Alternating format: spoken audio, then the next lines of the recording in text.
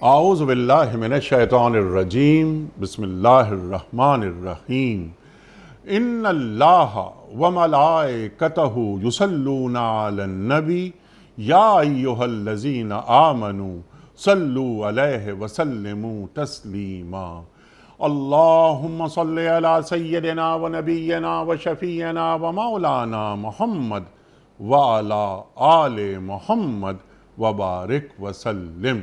محترم خواتین و حضرات، السلام علیکم۔ پیام صبح کے ساتھ ایک بار پھر حاضر میں ہوں آپ کا میزبان انیق احمد۔ خواتین و حضرات، آپ اور ہم جانتے ہیں کہ ہم پیر، منگل، بدھ اور جمعرات یہ 4 دن قرآن کریم کی مختلف آیات پر اپنے معزز علماء سے سیکھتے ہیں، ان سے بات کرواتے ہیں اور قرآن کریم سے قریب ہونے کی کوشش کرتے ہیں۔ اور جمعہ اور ہفتہ سوال و جواب کے لیے ہوتا ہے، یہ آپ کے اور ہمارے علم میں ہے۔ آج ہم سورہ مزمل کی آیات 6، 7، 8 اور 9 پر بات کروائیں گے اپنے عہد کے ایک جید عالم دین سے، اور سیکھیں گے کہ قرآن کریم ہمیں کہاں دیکھنا چاہتا ہے اور ہمیں کیسا دیکھنا چاہتا ہے۔ خواتین و حضرات، یا ایھا المزمل سے بات شروع ہوئی اور ہم 1 تا 5 آیات پر بات کروا چکے ہیں۔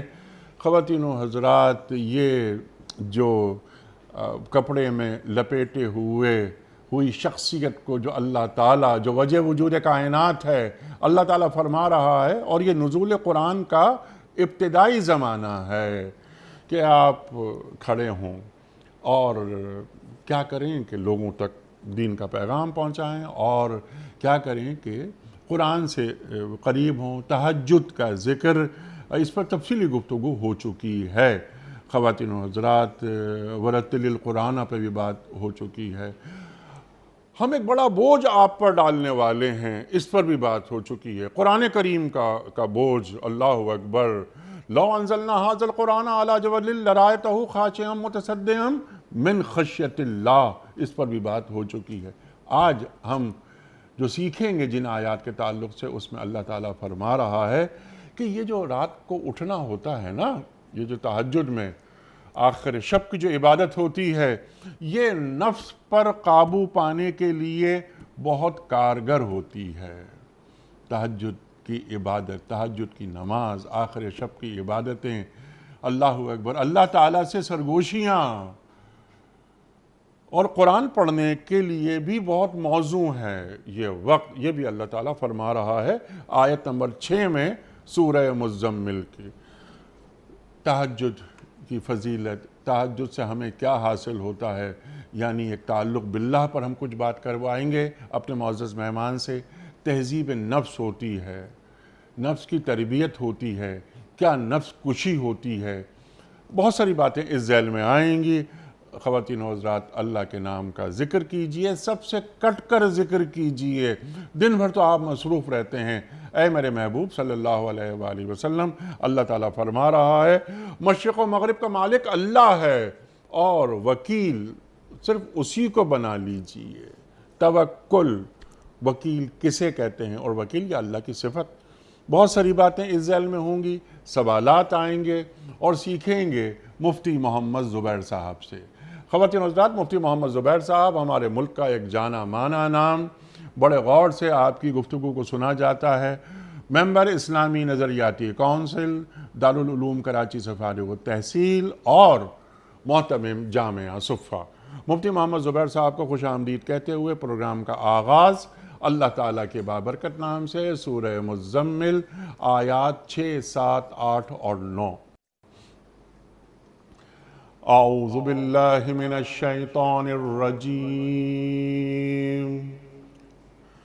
بسم اللہ الرحمن الرحیم۔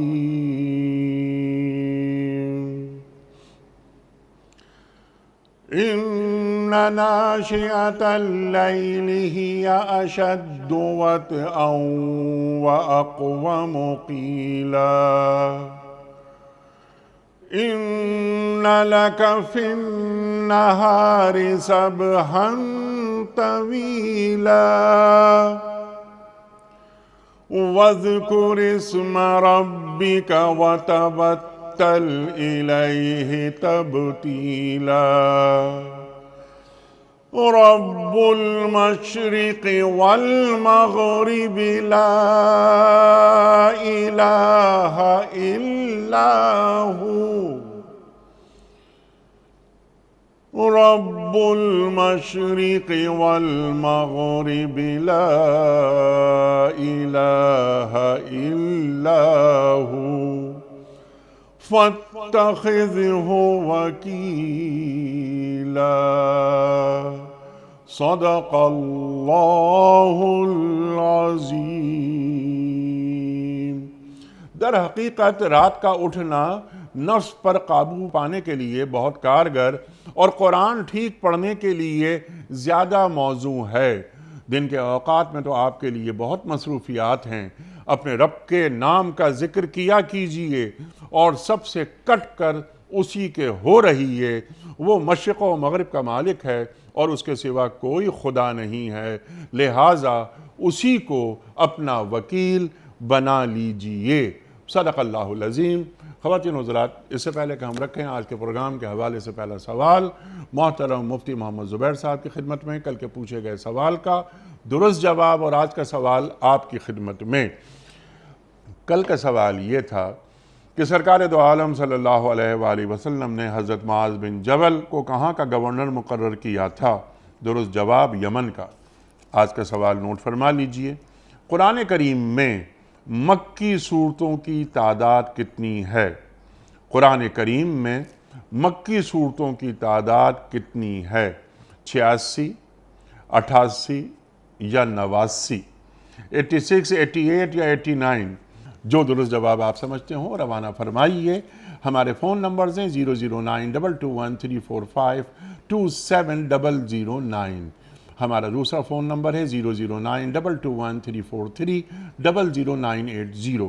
ہمارا ای میل ایڈریس ps@dunyatv.tv، ہمارا SMS کا نمبر 3031، اور ہمارا واٹس ایپ کا نمبر ہے 0092321825019 حضرت ارشاد فرمائیے۔ سورہ مزمل اب رفتہ رفتہ آگے بڑھ رہی ہے۔ اللہ اکبر۔ یا ایہا المزمل یا ایہا المدثر۔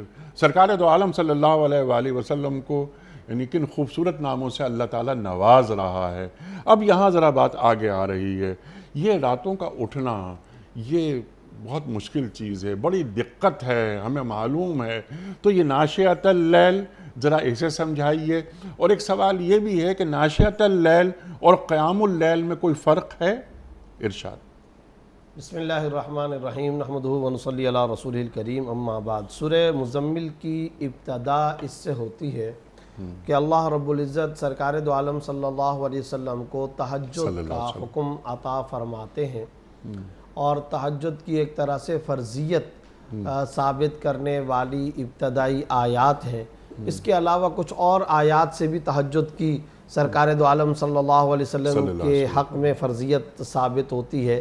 چنانچہ یہ آیت کا مشہور حصہ تقریباً سب لوگوں کے زبان زد ہے کہ ان ناشیۃ اللیل ہی اشد وطئا واقوم قیلا۔ اب یہ جو ان ناشیۃ اللیل ہی اشد وطئا واقوم قیلا، یہ تو سورہ مزمل کی آیت نمبر 6 ہے، لیکن وَمِنَ اللَّيْلِ فَتَحَجَّدْ بِهِ نَافِلَةً لَكَ، اس کے اندر بھی اللہ رب العزت نے آپ صلی اللہ علیہ وسلم کو تہجد کا باقاعدہ حکم دیا۔ ان آیات میں حقیقی طور پر غور کرنے سے کچھ امور ہمارے سامنے آتے ہیں۔ سب سے پہلی بات تو یہ ہے کہ رات میں اٹھ کر کے تہجد کی نماز ادا کیجئے، عبادت خداوندی کا اہتمام کیجئے، یہ اللہ رب العزت نے حکم دیا۔ وَمِنَ اللَّيْلِ فَتَحَجَّدْ بِهِ نَافِلَةً لَكَ کے اندر بھی، اور یا ایھا المزمل کے اندر بھی، اگلی آیات کے اندر بھی۔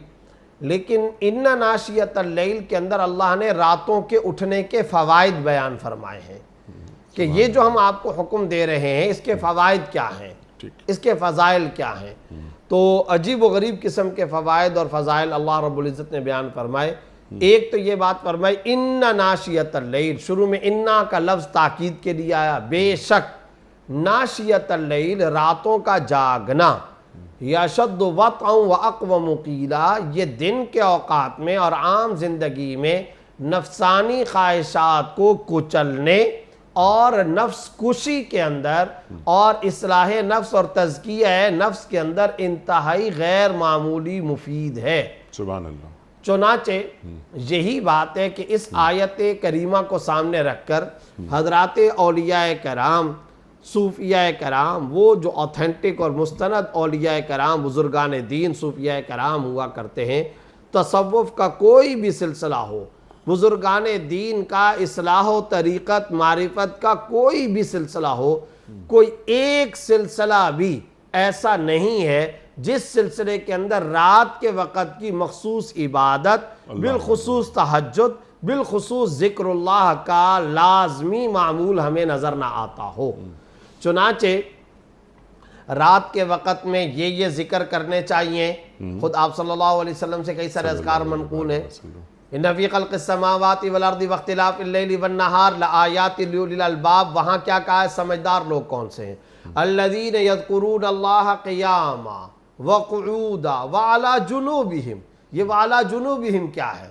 راتوں کو سوتے وقت جو لوگ کروٹ لیتے ہیں اس وقت بھی ان کی جس وقت آنکھ کھلتی ہے زبان اللہ کے ذکر سے تر ہوتی ہے۔ سبحان اللہ۔ سونے سے پہلے یہ اذکار، آمن الرسول سے لے کر آخر تک سورہ بقرہ کی آخری آیات، چاروں قل پڑھنے کا اہتمام، سورہ فاتحہ پڑھنے کا اہتمام، آیت الکرسی پڑھنے کا اہتمام، دعا کا اہتمام، یعنی مختلف احادیث میں مختلف اذکار کا تذکرہ مل رہا ہے۔ آپ صلی اللہ علیہ وسلم کے نماز تہجد کا ذکر مل رہا ہے۔ آپ صلی اللہ علیہ وسلم پوری رات آ کر کے نفل نماز کے اندر مشغول ہو رہے ہیں، اس کا تذکرہ مل رہا ہے۔ اس کے ساتھ ساتھ ان ناشیۃ اللیل کی روح، اس کا ایک اندرونی مغز اور فلسفہ اور حقیقی پیغام بھی ہے، اور وہ ام المومنین حضرت عائشہ صدیقہ رضی اللہ تعالیٰ عنہا نے شمائل ترمذی میں اس کا نقشہ کھینچا ہے۔ حدیث کے اندر آتا ہے کہ آپ صلی اللہ علیہ وسلم رات کے وقت آتے، کئی دفعہ عشاء کی نماز پڑھنے کے بعد اپنے ضروری دنیاوی امور سے فراغت کے بعد مثال کے طور پر آئے، بستر وغیرہ کو جھاڑا، ان کے بعد آپ صلی اللہ علیہ وسلم آ کر جس وقت عبادت کے لیے کھڑے ہوتے تو رونا دھونا، اللہ کے سامنے گڑ گڑانا اور اللہ کے سامنے اس انداز کے اندر اپنی لجاجت اور دعائیں مانگنے کا اہتمام فرمایا کرتے، عزیز کا عزیز المرجل۔ حضرت عائشہ صدیقہ رضی اللہ عنہا نے اس کا نقشہ کھینچا، جیسا کہ ہنڈیا میں پانی ڈال کر نیچے آگ لگا دی جائے اور اس ہنڈیا سے ابلنے کی جس طرح آواز آتی ہے، میرے حبیب و محبوب صلی اللہ علیہ وسلم سرتاج صلی اللہ علیہ وسلم کے سینہ مبارک سے ایسی آوازیں آتی تھیں۔ یہ حدیث شمائل ترمذی کے اندر موجود ہے، تو آپ اندازہ لگائیے۔ اچھا، ایک اور روایت ہے جس کے اندر کیا آتا ہے؟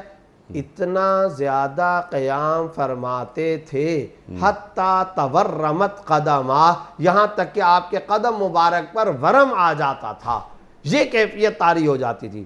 کئی دفعہ نسائی وغیرہ کے اندر روایت موجود، ام المومنین عائشہ صدیقہ رضی اللہ تعالیٰ عنہ فرماتی ہیں کہ میں کئی دفعہ اٹھتی تو ظاہر ہے کوئی چراغ کا یا روشنی کا انتظام نہ ہوتا، تو میں بستر پر ہاتھ لگا کر کے آپ صلی اللہ علیہ وسلم کو تلاش کرتی، تو کئی دفعہ ایسا ہوتا تھا کہ آپ صلی اللہ علیہ وسلم کے قدم مبارک، پیر مبارک کی جو ایڑی مبارک ہے اس پر میرا ہاتھ پڑ جاتا تھا اور آپ صلی اللہ علیہ وسلم سجدے کی حالت میں ہوتے۔ کئی دفعہ ایسا ہوتا تھا کہ مجھے اشارہ فرما دیتے تو میں وہاں سے آگے سے جگہ چھوٹی تنگ تھی تو میں ہٹ جاتی تھی، آپ صلی اللہ علیہ وسلم وہاں پر نماز ادا فرماتے۔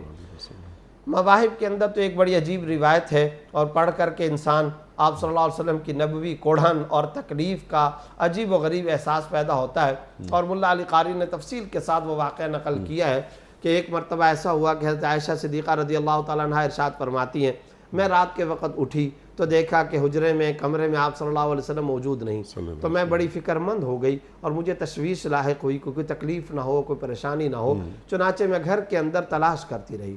آپ صلی اللہ علیہ وسلم کو میں نے نہیں پایا، یہاں تک کہ میں نے چادر کا اہتمام کیا اور میں چادر پہن کر کے مسجد نبوی میں، ریاض الجنہ جس کو آج کل ہم کہتے ہیں، میں وہاں آ گئی۔ وہاں آئی تو میں نے دیکھا کہ آپ صلی اللہ علیہ وسلم مسجد نبوی کے اندر بھی موجود نہیں ہیں۔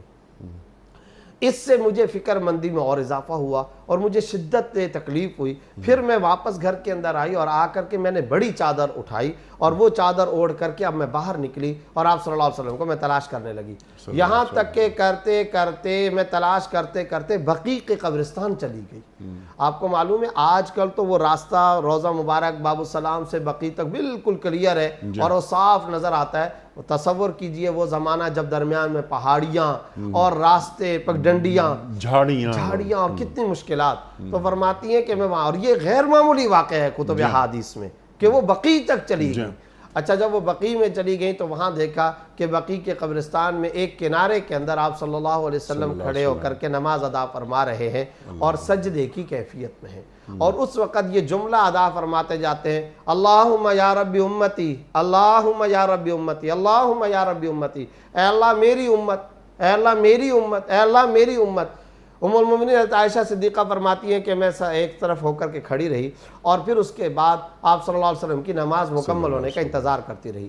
نماز مکمل ہوئی تو میں نے آپ صلی اللہ علیہ وسلم سے شکوے کے انداز میں کہا کہ یا رسول اللہ آپ کی تسلی کے لیے قرآن کافی کتاب ہے, اللہ نے آپ کو تسلی دی, تو آپ کیوں فکر مندی کا اتنا اظہار فرماتے ہیں. اس وقت روایات کے اندر آتا ہے کہ ثم رفع بصرہ, آپ صلی اللہ علیہ وسلم نے اپنی نگاہ ایسے اٹھائی اور مجھے دیکھ کر کے فرمایا عائشہ میں جب تک زندہ ہوں, میں جب تک ہوں اس وقت تک میں یہی جملہ کہتا رہوں گا اللہم یا رب امتی, اے اللہ میری امت میری امت میری امت. اور جب میں اس دنیا سے جا رہا ہوں گا تو بھی میری زبان پہ یہی ہوگا اے اللہ میری امت میری امت.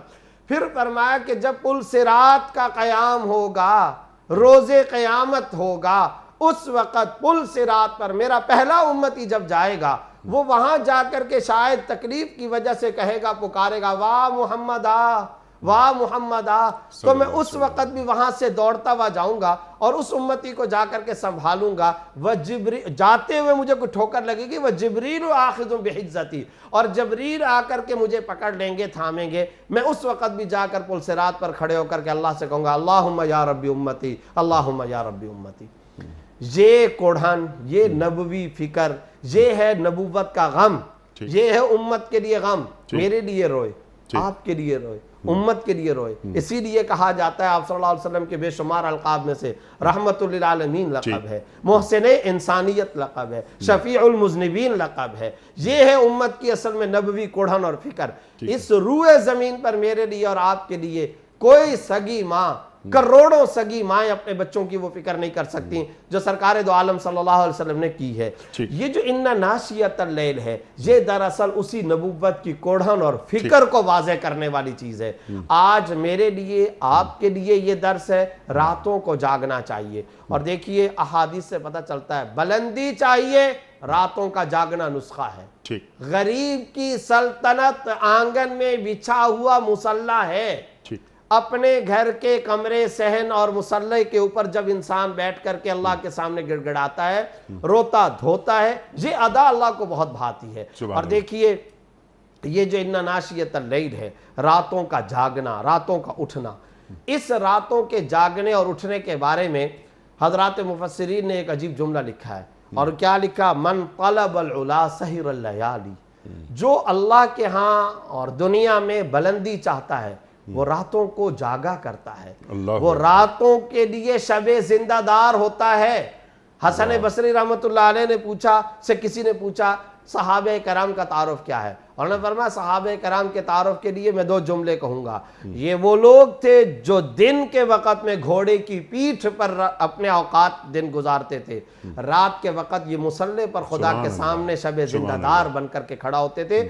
یہ تھا صحابہ کرام کا تعارف. ایک صحابی نہیں ملتا جو رات کی عبادت نہ کرتا ہو. انبیاء کرام رات کی عبادتوں کے اندر مشغول, سرکار دو عالم صلی اللہ علیہ وسلم مشغول. پھر آپ کے لیے میرے لیے تو معاملہ یہ کہ نصف لیل, ثلث لیل, یا یہ کہ کچھ وقت یا سو کر کے جاگنے کا, یا 4 رکعتیں یا 6 رکعتیں, ہم اس کو بہت بڑی بات سمجھتے. نبی صلی اللہ علیہ وسلم کا تو معاملہ یہ کہ حتی تورمت قدما. ام المومنین عائشہ فرماتی ہے صبح بے صبح کے وقت تک آپ صلی اللہ علیہ وسلم کی نوافل چل رہی ہیں, تہجد کی نماز چل رہی ہے, بلال حبشی کی آذان کی آواز آ جایا کرتی تھی, میں وہ سنا کرتی تھی.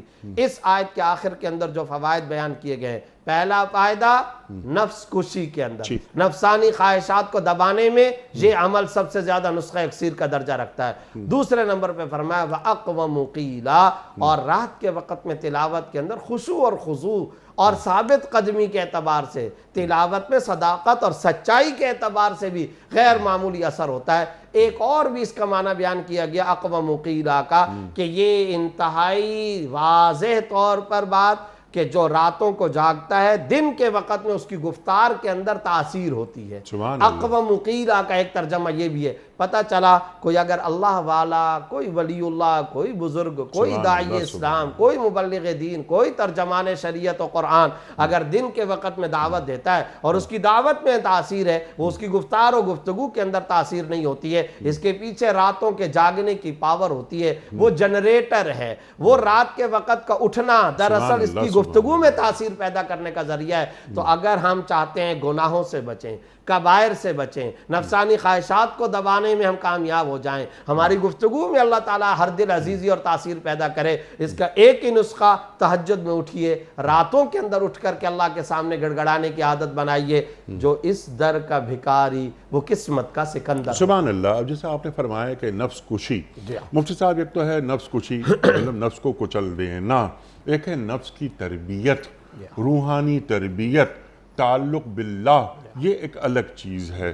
تو نفس کی تربیت ہو رہی ہے یا نفس کشی ہو رہی ہے؟ دیکھیں نفس کشی یہ ایک پروسیس ہے، اور نفس کشی کا جب ہم لفظ بولتے ہیں تو نفس کشی کے اندر جو شرعی اصطلاح میں جو اصطلاح ہمیں جو ٹرم سمجھ میں آتی ہے وہ یہ کہ نفس کی جائز خواہشات کو دبانا نہیں، ٹھیک، نفس کی رسپیکٹ کو دبانا نہیں ہے، اور خودی کو نہیں دبانا ہے، سیلف رسپیکٹ کو نہیں دبانا ہے، اس کا شریعت نے ہم کو مکلف و ذمہ دار نہیں بنایا۔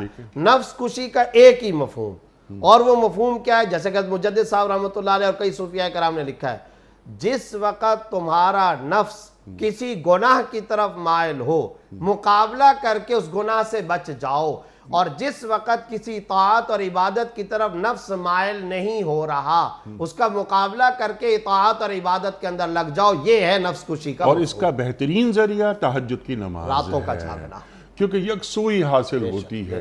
ایک بات اور بھی ہے مفتی صاحب کہ تہجد کی نماز میں ریاکاری کی نوبت آ ہی نہیں سکتی۔ منافقین کی ایک علامت یہ بیان کی گئی ہے کہ یہ عشاء کی نماز میں آتے ہیں، اگر عشاء کی نماز میں کوئی شخص نہ آئے تو عہد رسالت میں کہا جاتا تھا کہ یہ منافق ہے۔ ٹھیک، وجہ کیا ہے؟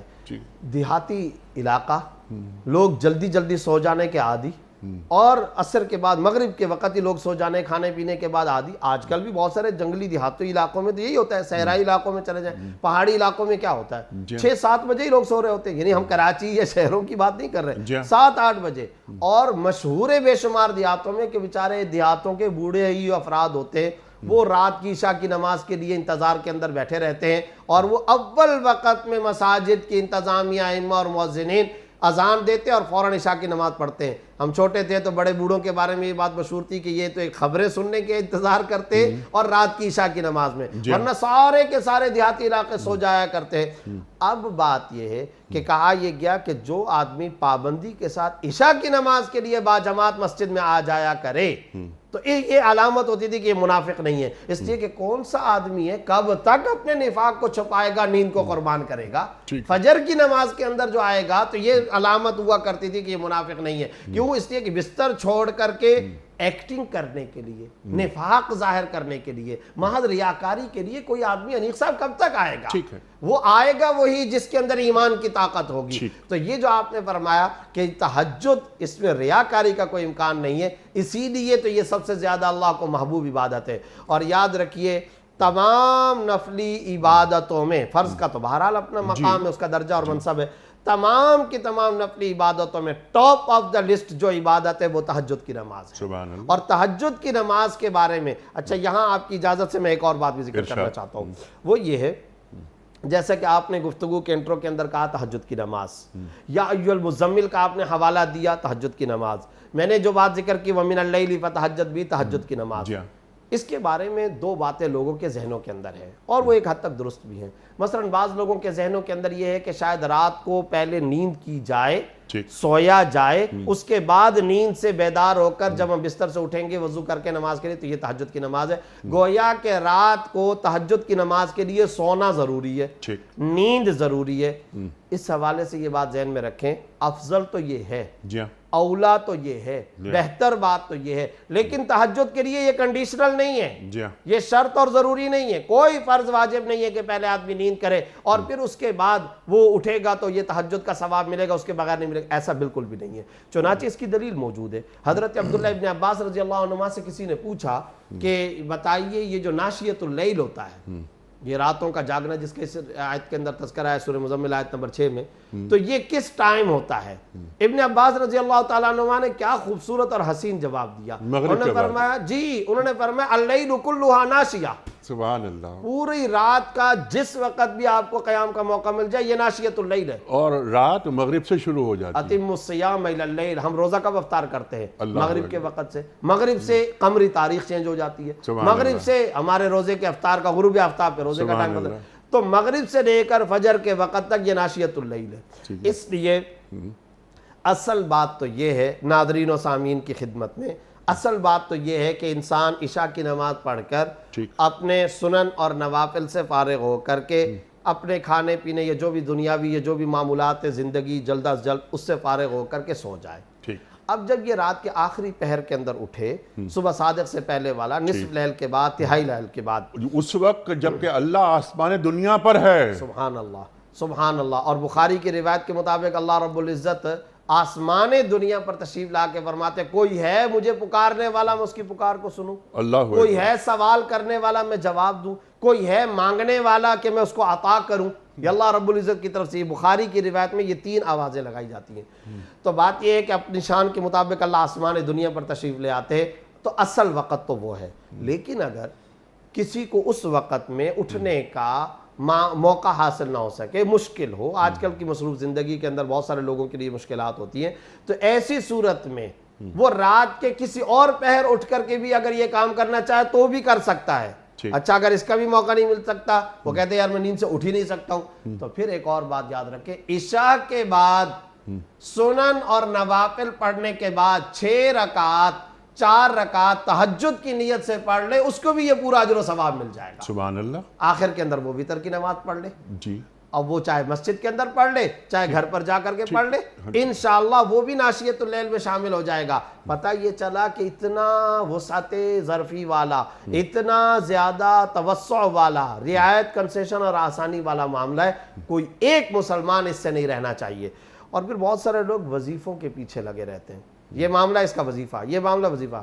انیق صاحب میں تو عام طور پر اپنے اوپر جس چیز پر عمل کرنے کی کوشش کرتا ہوں، اللہ تعالیٰ توفیق دے، ہم خود اس پوری گفتگو کے ہم اولین متکلم ہیں، متکلم اولین مخاطب ہوتا ہے۔ اللہ ہم کو اس کی توفیق عطا فرمائے کہ ہم سب کے سب گناہگار ہیں، اللہ ہم کو اس کی توفیق دے۔ اور اس ثانوی درجے میں تمام ناظرین و سامعین، پہلا وظیفہ، سب سے مؤثر وظیفہ رات کے وقت میں اپنے کمرے کے اندر تہجد کے لیے اٹھ کر اللہ سے مانگنا ہے۔ سبحان اللہ۔ اس سے زیادہ کوئی مؤثر وظیفہ نہیں ہو سکتا۔ سبحان اللہ، جیسے کہ سبحان آپ نے کہا خود اللہ رب العزت فرما رہے ہیں میں دینے کے لیے تیار ہوں، کون ہے جو میری طرف آئے، میری رحمت دوڑ کر کے اس کو گلے لگانے کے لیے تیار ہے، میں عطا کرنے کے لیے تیار ہوں، میں جواب دینے کے لیے تیار ہوں، میں پکار سننے کے لیے تیار ہوں۔ تو پھر اگر ہم وظیفے فلاں پڑھتے، فلاں وظیفہ، سب سے بڑا وظیفہ یہ ہے، دن مؤثر وظیفہ یہ ہے۔ 5 نمازوں میں ہم اللہ تعالیٰ سے مانگتے رہتے ہیں، اور تہجد میں اللہ تعالیٰ آواز لگاتا ہے کوئی لینے والا، بتائیے، اللہ اکبر۔ اس لیے کہا جاتا ہے کہ یہ جو راتوں کا اٹھنا ہے یہ غریب کی سلطنت ہے،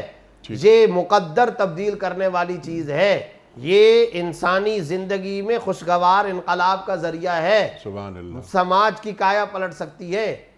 پورا پاکستان اگر رات کو تہجد کے وقت میں اٹھنے کا پابند ہو جائے، آپ یقین جانیے چند دنوں میں ملک کے حالات تبدیل ہو جائیں گے۔ یہ تو تہجد تو رحمت خداوندی نفل کا ہے نا، جو فرائض ہیں، جو 5 نمازیں ہیں۔ اب رمضان کا مہینہ گزرا، مسجدیں آباد ہوا کرتی تھیں، اب وہ مسجدیں پھر ویرانی کا منظر پیش کر رہی ہے، منتظر رہتی ہیں ان نمازیوں کی کہ جو رمضان کے مہینے میں آتے تھے اور ان مساجد کو آباد کرتے تھے۔ وہ آپ کے دوست ہیں اور آپ کے ہم سب کے بزرگ اور بڑے پروفیسر احمد جاوید صاحب، جی، رمضان کے اختتام پر انہوں نے ایک بڑا خوبصورت جملہ لکھا، اس رمضان کو اگلے رمضان تک جاری رہنا چاہیے۔ سبحان اللہ سبحان اللہ۔ تو اس کا مطلب کیا ہے کہ بھائی جو نمازیں، جو مساجد کی آبادی، جو ذکر، جو تلاوت ہم رمضان میں کرتے تھے، اسی اللہ نے رمضان کے بعد کا بھی ہم کو حکم دے رکھا ہے۔ سبحان اللہ۔ تو یہ مناظر اگلے رمضان تک جاری ہے۔ سبحان اللہ سبحان اللہ۔ اچھا مفتی صاحب، یہ تو نفس کی تہذیب جو تہجد کے ذریعے ہمیں حاصل ہوتی ہے، تعلق باللہ وغیرہ وغیرہ تمام باتیں آپ نے ہمیں سمجھا دی۔ اب اللہ تعالیٰ فرما رہا ہے کہ یہ جو تہجد میں جو اٹھنا ہے، یہ تو یہ نفس کی تربیت کے لیے بہت اہم چیز ہے، اور قرآن ٹھیک پڑھنے کے لیے بھی موضوع ہے۔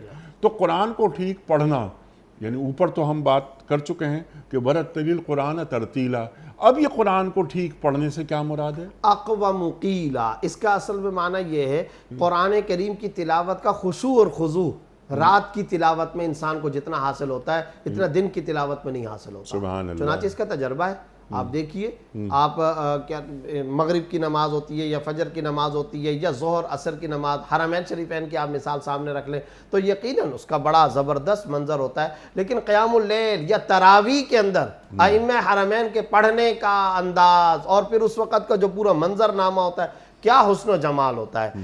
یہی تجربہ آپ کر لیں، کارخانے چل رہے ہیں، کاروبار چل رہے ہیں، فیکٹریاں چل رہی ہیں، گھر کے دائیں بائیں شور و شغب کا ایک خاص قسم کا ماحول ہوتا ہے، کاروبار زندگی ظاہر ہے کہ جاری و ساری ہے، اس میں انسان کی سوچیں تفکرات بٹی ہوئی ہیں، لیکن وہ جو گھر کے آنگن یا کمرے میں یا اپنے بیڈ روم کے اندر یہ جو وضو کر کے مصلی بچھا کر یہ جو تلاوت کرتا ہے یا یہ جو تہجد پڑھتا ہے، اس میں کس قدر خشوع اور خضوع ہوتا ہے، کیا ذہنی سکون ملتا ہے، کیا دماغی راحت ملتی ہے، کیا قلبی چین ملتا ہے۔ تو یہ جو خشوع اور خضوع ہے یہ سب سے زیادہ اقوم قیلا یہ رات کے وقت کی تلاوت کے اندر ہے، اس کو اللہ رب العزت نے یہاں پر بیان فرمایا ہے۔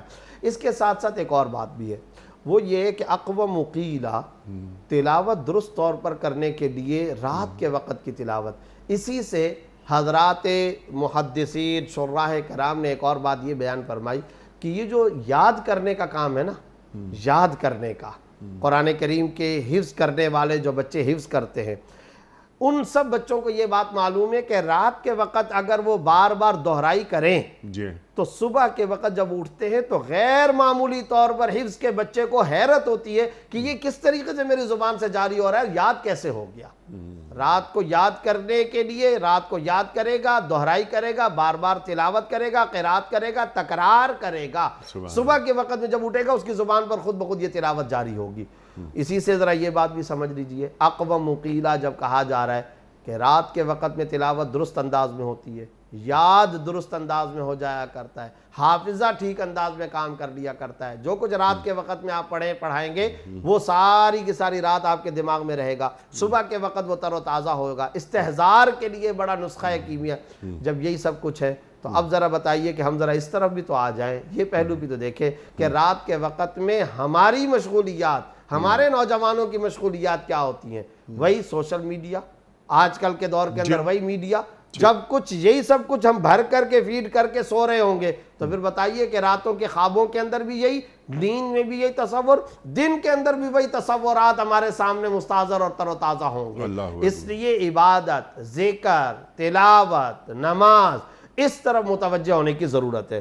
اس کے ساتھ ساتھ یہ جو پیچھے ایک لفظ آیا تھا اشد وطعا، یہ جو وطعا اس کی دو قراتیں ہیں، ایک ہے وطعا اور ایک ہے وطعا۔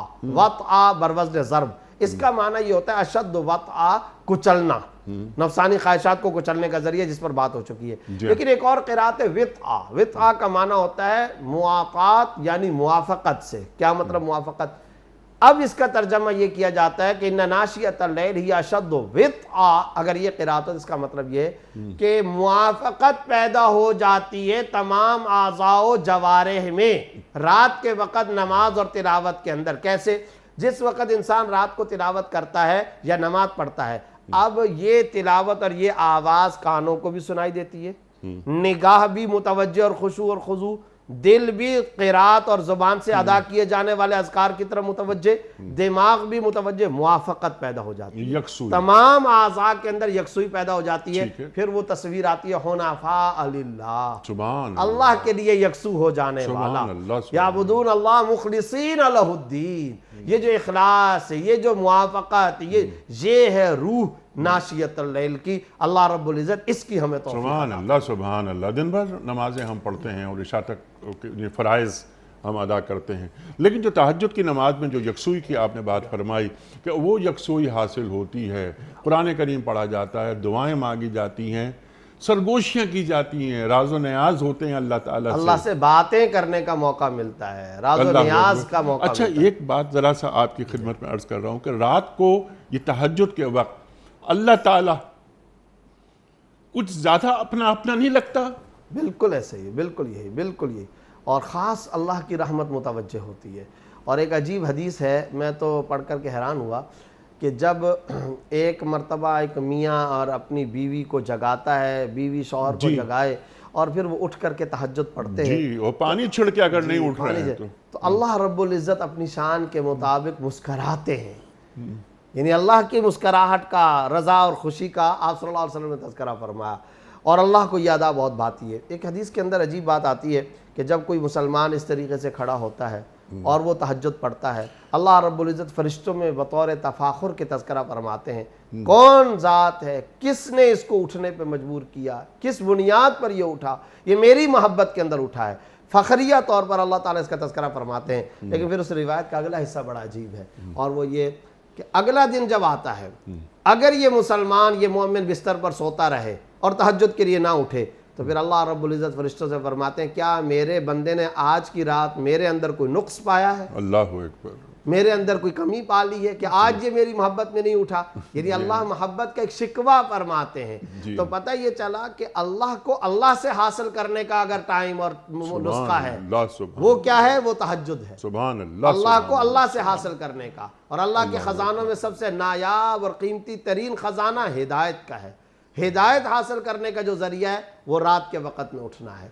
हत्ता कि आप हैरान होंगे, बाज़ औलिया कराम ने तो यहाँ तक भी गैर मुस्लिमों को तलक़ीन करते हुए कहा कि रात के आखिरी पहर के अंदर तुम बाकायदा तौर पर अपने पैदा करने वाली ज़ात से ये दुआ किया करो कि ए पैदा करने वाली खालिक ज़ात मुझे सीधा राह दिखा दे।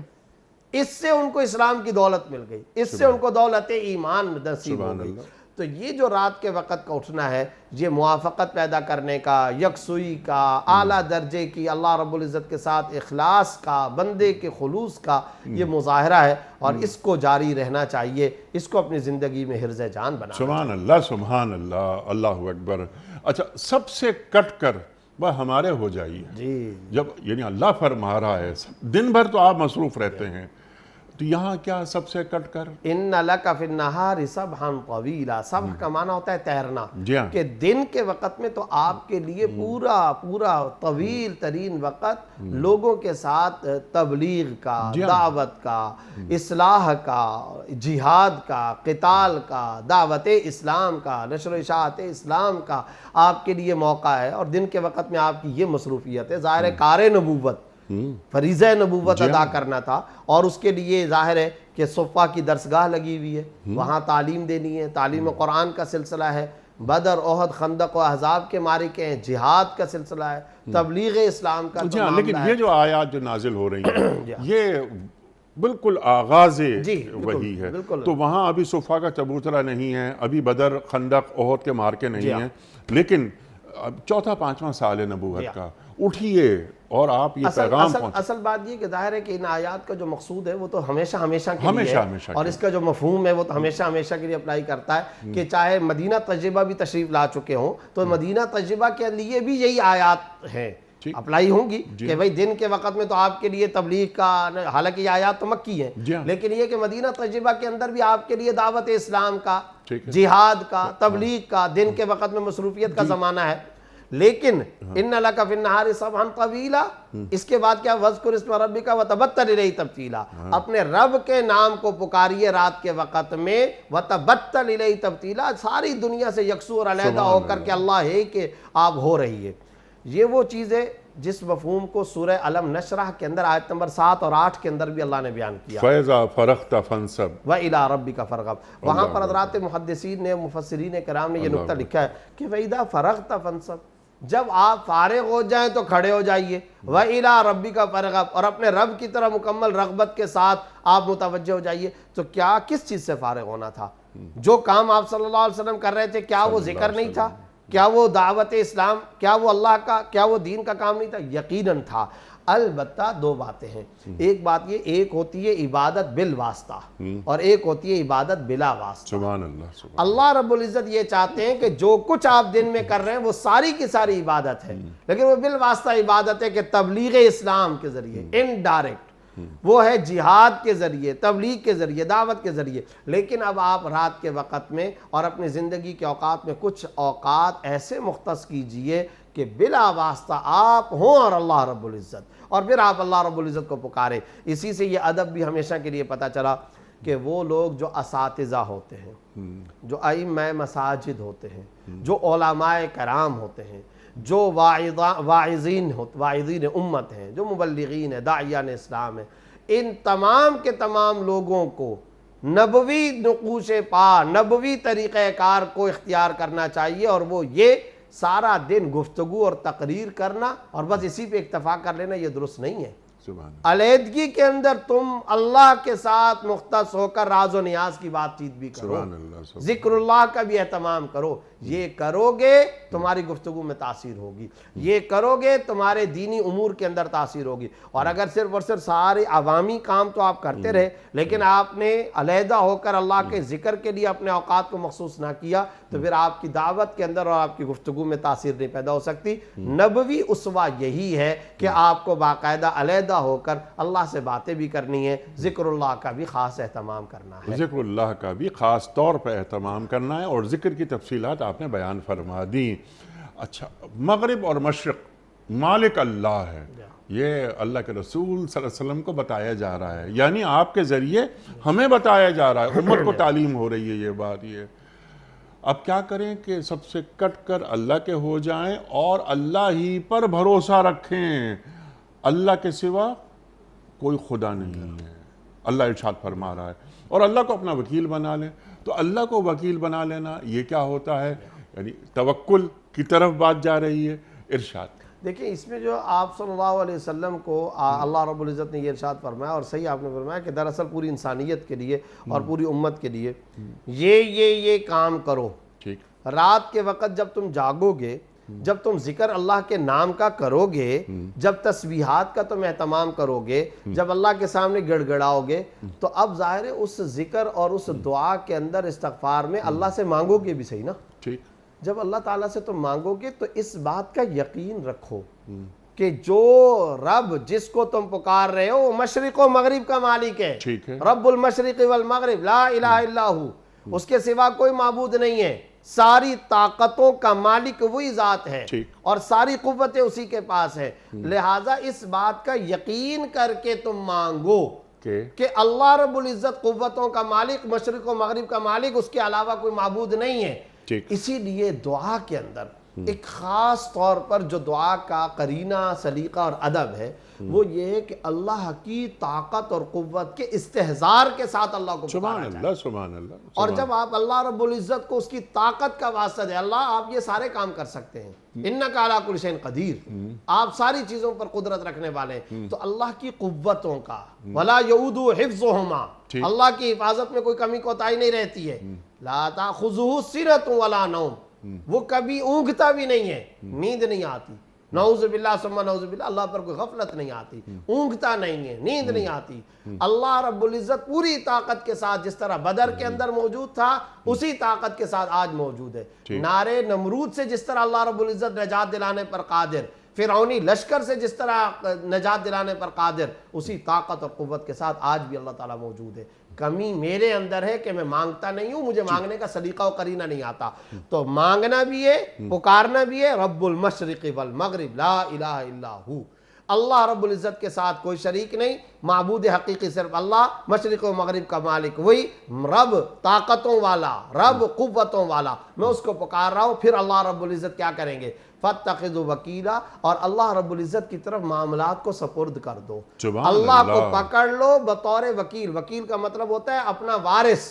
یہ وہ چیز ہے جس کو ہم اردو کے اندر کہتے ہیں میں نے معاملہ اللہ پہ چھوڑ دیا۔ جی ہاں، یہ جو معاملہ اللہ پر چھوڑنا ہوتا ہے یہ کیا ہے؟ یہی ہے کہ مکمل طور پر آپ اپنے معاملات اللہ کے سپرد کر لیں۔ الامر الی اللہ، معاملہ مفوض ہے، سپرد ہے اللہ رب العزت کی طرف۔ حضرت ابو ذر غفاری رضی اللہ تعالیٰ عنہ نے توکل کی ایک بڑی خوبصورت تشریح بیان فرمائی، فرمایا کہ الگ ہو جانا، تبتل اختیار کرنا، دنیا سے کٹ کر کے اللہ کے سپرد کر دینا، اس کا مطلب کیا ہے؟ یہ نہیں ہے کہ اسباب کو چھوڑ دیا جائے، نہ، بلکہ اس کا مطلب یہ ہے جو کچھ وسائل اور اسباب تمہارے ہاتھوں میں ہیں ان کے مقابلے میں زیادہ بھروسہ ان اسباب اور وسائل پر رکھا جائے جو اللہ تعالیٰ کے اختیار میں۔ سبحان اللہ۔ اپنے قوت بازو پر بھروسہ نہیں، اللہ رب العزت پر آپ اپنا بھروسہ رکھیں، یہ ہے فَاتَّخِذْهُ وَكِيلًا۔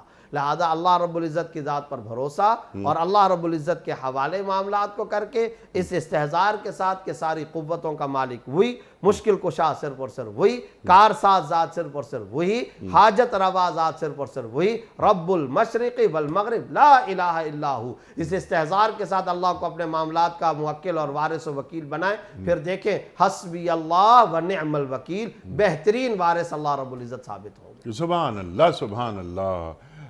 اپنے معاملات کو اللہ کے سپرد کر دینا، اللہ اکبر۔ لیکن دعا مومن کا ہتھیار ہے، اور دعا مخ العبادہ، دعا کو اپنا ہتھیار ضرور بنائے رکھیں، مانگتے رہیں، پکارتے رہیں۔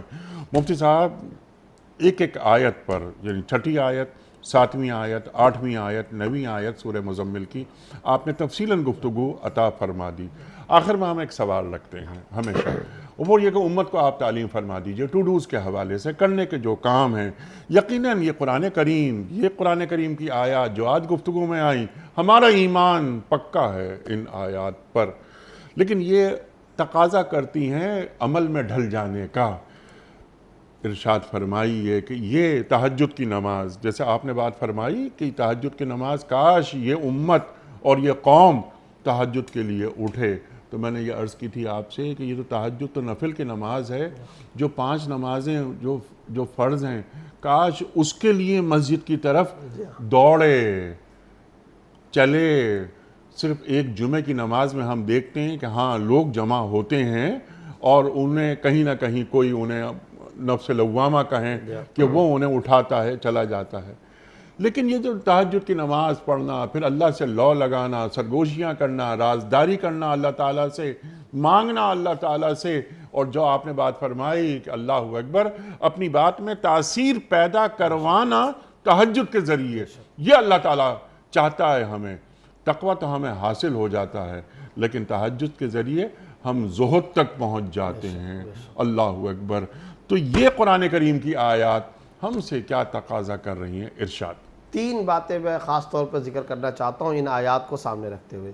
سب سے پہلی بات تو یہ ہے کہ کوشش کی جائے نماز تہجد صبح صادق سے پہلے والے اپنے اصلی وقت کے اندر حقیقی ٹائم میں ادا کی جائے۔ ٹھیک، موقع نہیں مل سکتا، سستی ہوتی ہے، غفلت ہوتی ہے، کوتاہی، تھکاوٹ، دن بھر کے امور، تو پھر آج سے اس بات کا اہتمام کریں، کم از کم عشاء کے بعد، سنن اور نوافل کے بعد 4 رکعتیں کم سے کم، 8 رکعتوں کا موقع مل جائے تو بہت اچھا ہے، ورنہ آج سے یہ معمول بنا لیں 4 رکعتیں پڑھنے کا اہتمام کریں، اس کے بعد وتر پڑھ لیں۔ پہلا کام یہ ہے ان ناشیۃ اللیل کے اوپر عمل۔ اس کے بعد دوسرے نمبر پر ان لک فی النہار سبحا طویلا، ہر مسلمان دن کے وقت میں دعوت اور تبلیغ کا فریضہ ضرور ادا کرے۔ اچھا، وہ دفتر کے اندر بھی کر سکتا ہے، گھر میں بھی کر سکتا ہے، وہ چوک چورنگی پہ بھی کر سکتا ہے، وہ اپنی جاب پلیس کے اندر بھی کر سکتا ہے، کھیتی باڑی کے اندر بھی کر سکتا ہے، ہر جگہ پہ کر سکتا ہے۔ اس کی زبان سے احسن القول یعنی دعوت اللہ کے اقوال ضرور نکلنے چاہیے۔ ہوٹل میں بیٹھا ہو، جاب پلیس پر ہو، گھر پر ہو، نوکری اور بزنس میں ہو، یہ کام ضرور کرے، یہ عمل ہو جائے گا ان لک فی النہار سبحا طویلا۔ کیونکہ ان لک فی النہار سبحا طویلا کے اندر صرف اور صرف بزنس اور کاروبار کرنا، کھیتی باڑی کرنا اور دنیا داری کے امور نہیں ہے، بلکہ دعوت اور تبلیغ اسلام مراد ہے۔ تمام مفسرین نے یہ لکھا ہے۔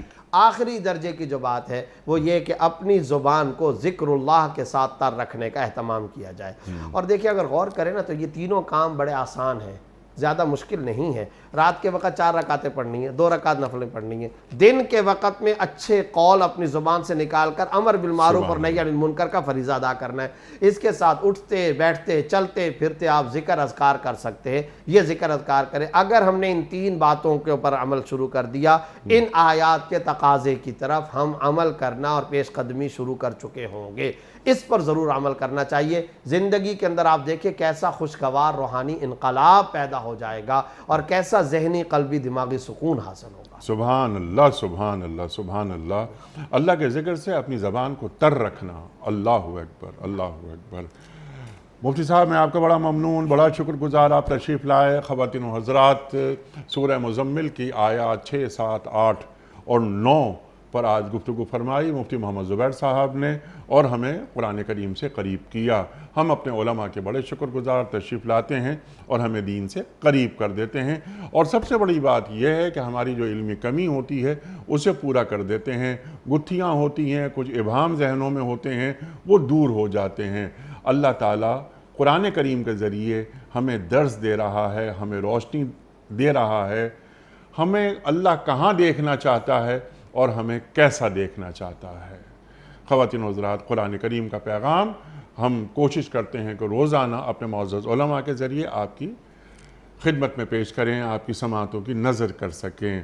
وقت مکمل ہوا ہمارے آج کے پروگرام کا۔ کوئز، کل کے پوچھے گئے سوال کا درست جواب اور آج کا سوال آپ کی خدمت میں۔ کل کا ہمارا سوال یہ تھا کہ سرکار دو عالم صلی اللہ علیہ وآلہ وسلم نے حضرت معاذ بن جبل رضی اللہ تعالیٰ عنہ کو کہاں کا گورنر مقرر کیا تھا؟ درست جواب یمن کا۔ آج کا سوال نوٹ فرما لیجئے، قرآن کریم میں مکی صورتوں کی تعداد کتنی ہے؟ 86، 88 یا 89، 86، 88 یا 89؟ جو درست جواب آپ سمجھتے ہوں روانہ فرمائیے۔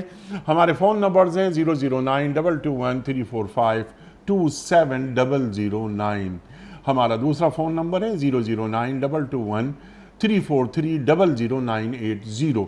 ہمارا ای میل ایڈریس ps@dunyatv.tv، ہمارا SMS کا نمبر 3031 اور ہمارا واٹس ایپ کا نمبر ہے 009232182509194۔